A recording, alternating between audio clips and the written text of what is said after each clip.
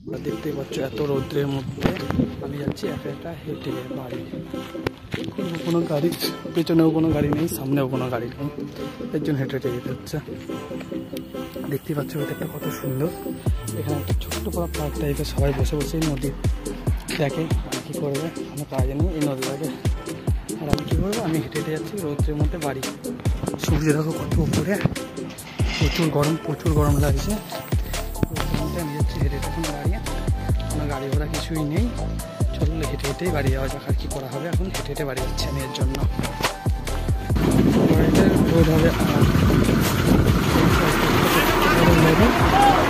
ঠিক আছে, আমাদের পেছনে আঁক আছে, রাখলো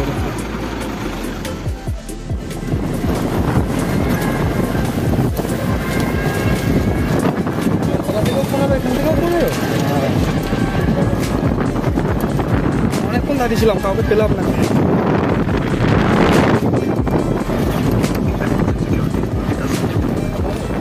চলো বিচ্ছুরা ঘর চলে এসে দেখতে পাচ্ছ টিকিট কাটা যাচ্ছে, টিকিট 8 টাকা তো।